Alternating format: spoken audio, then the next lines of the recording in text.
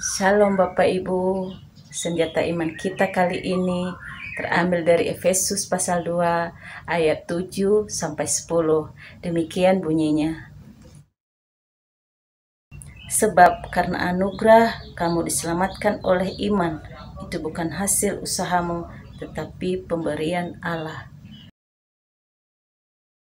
Itu bukan hasil pekerjaanmu, supaya tidak ada orang yang memegahkan diri.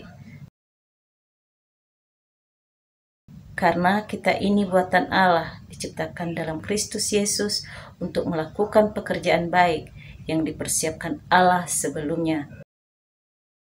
Ia mau supaya kita hidup di dalamnya. Ia mau supaya kita hidup di dalamnya. Bapak Ibu, kita mengucap syukur dan terima kasih. Tuhan Yesus telah mati dan bangkit untuk kita. Ketika kita masuk dalam perjamuan kudus, sekaligus kita merenung dan mengenang bagaimana pengorbanan Tuhan Yesus demi menyelamatkan kita di atas kayu salib. Kalau kita ada sampai saat ini, masih bisa hidup, masih bisa menikmati oksigen gratis dari Tuhan, masih menikmati kebersamaan dalam keluarga, masih menikmati hidup melimpah, semua itu bukan hasil usaha kita, melainkan anugerah dari Tuhan. Karenanya, kita tidak perlu sombong, kita tidak perlu memegahkan diri.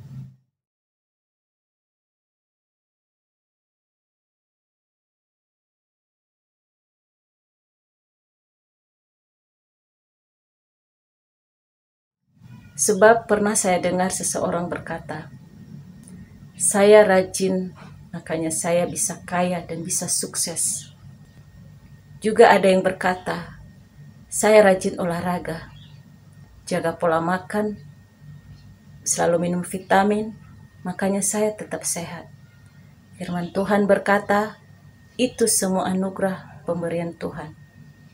Sebab pernah ada kejadian, di saat sedang olahraga, dia tiba-tiba lemas entah kenapa.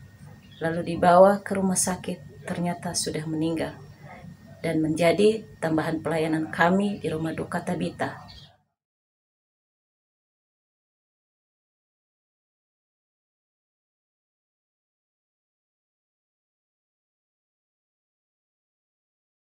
Semua adalah anugerah dari Tuhan Yesus. Seperti yang dirangkum dalam Efesus pasal 2 ayat 8 yang berbunyi, sebab karena anugerah kamu diselamatkan oleh iman, itu bukan hasil usahamu, tetapi pemberian Allah. Saya ulangi, sebab karena anugerah kamu diselamatkan oleh iman, itu bukan hasil usahamu, tetapi pemberian Allah.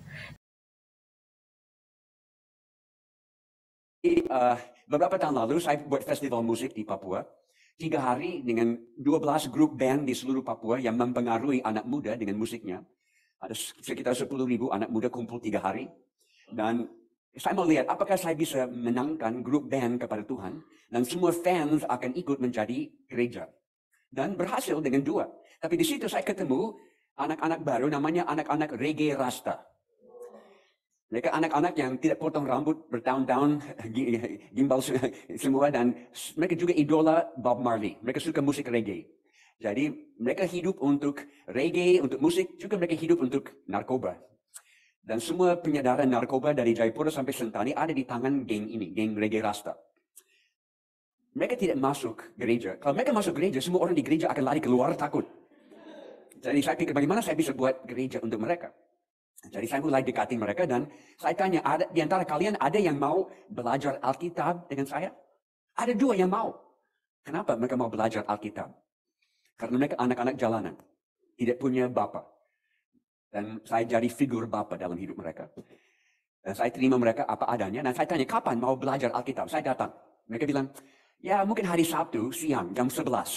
Karena mereka tidak bisa bangun lebih cepat dari jam 11. Karena Jumat malam mereka mabuk berat, perlu waktu untuk bangun hari Sabtu. Saya bilang, oke, saya datang, saya tunggu kalian bangun dan kita belajar Alkitab. Tiap minggu saya datang. Sesudah beberapa minggu, ada 2 yang bertobat, dibaptis, ikut Yesus sungguh-sungguh. Beberapa minggu lagi lewat dan ada pemimpin geng ini, seluruh geng, pemimpinnya telepon. Dia minta, Pak Jim bisa ikut rapat pemimpin kami? Oke, jadi saya ke tempat ini, ada bukit. Ada 20 pemimpin geng reggae rasta ini. Mereka semua isap rokoknya yang saya tidak tahu isinya. Dan mereka bicara-bicara bahwa mereka capek dikejar polisi. Dan mereka mau rubah image-nya. Dan mereka tanya, Jim bisa bantu kami rubah image? Ya, tentu saya bisa. Ajaran dari Yesus bisa membangun harga diri baru, image-mu. Dan saya sebetulnya dalam konteks itu, ini bukan dunia saya.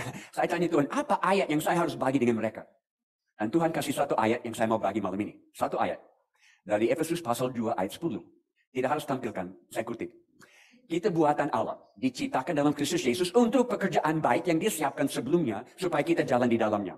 Sekali lagi, kita buatan Allah, diciptakan dalam Kristus Yesus untuk pekerjaan baik yang Dia siapkan sebelumnya, supaya kita jalan di dalamnya. Kita buatan Allah, bukan buatan orang tua. Banyak anak bilang, Jim, saya lahir di tempat yang salah. Saya lahir di pedalaman. Kalau saya lahir di kota, saya bisa maju. Tapi karena saya lahir di pedalaman, saya tidak bisa maju. Saya jawab, tidak. Saudara lahir di tempat yang Tuhan tentukan bagimu. Tidak ada salah. Oh, saya lahir dalam keluarga yang berantakan, keluarga yang kacau. Kalau saya lahir dalam keluarga yang sehat dan sejahtera, pasti saya bisa maju. Saya jawab, tidak. Kamu lahir di dalam keluarga yang Tuhan tentukan bagimu. Dan bukan tantangan akan menghambat jalanmu, responsmu terhadap tantangan akan membangun hidupmu. Pasti banyak tantangan, tapi responsmu kuncinya. Buatan Allah, sempurna. Atau fisiknya yang Tuhan ciptakan, mereka tidak suka. Banyak anak muda tidak suka. Oh Jim, saya terlalu pendek. Saya tidak bisa main bola basket. Saya mau tinggi supaya bisa main basket. Seperti dia. Kamu ciptaan asli dari Tuhan. Perfect. Dan tidak ada kesalahan. Ya. Ada survei yang dibuat di Indonesia. Ditanya semua orang percaya, kenapa pergi ibadah hari Minggu? Mau dengar jawaban mereka? Mungkin saudara masuk dalam survei ini juga. 95% jawab, oh kami pergi ke ibadah supaya diberkati Tuhan. Ada sesuatu yang salah dengan jawaban itu. Diciptakan dalam Kristus Yesus, bukan untuk diberkati, tapi untuk pekerjaan yang baik. Dan di dalam bahasa asli Alkitab, itu plural, bukan single. Pekerjaan-pekerjaan. Kita semua punya banyak pekerjaan yang Tuhan siapkan dalam hidup ini.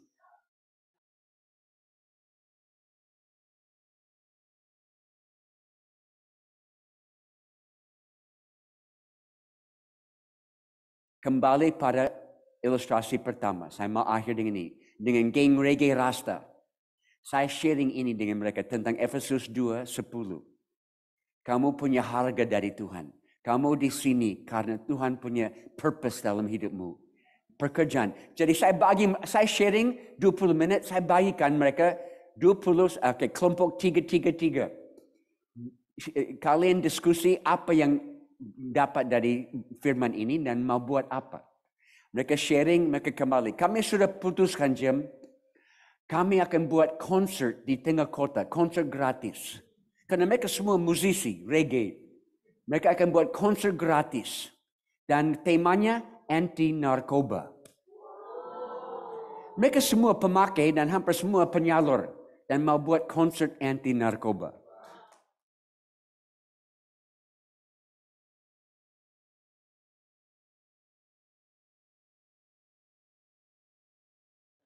Demikian senjata iman kita Bapak Ibu. Tuhan Yesus memberkati.